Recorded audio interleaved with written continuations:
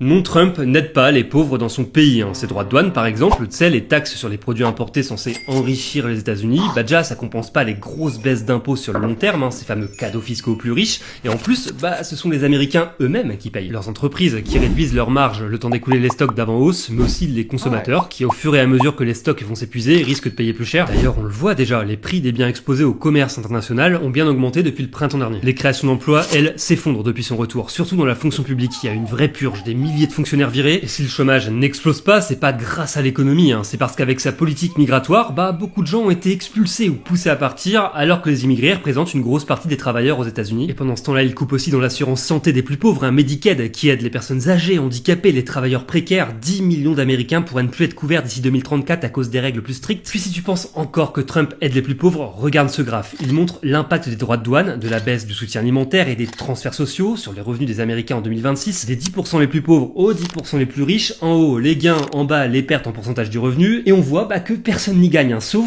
ceux qui ont le plus de thunes. Les plus pauvres sont les premières victimes. Bref, ça explique sûrement en partie pourquoi Trump est devenu en quelques mois le président le plus impopulaire depuis la Seconde Guerre mondiale.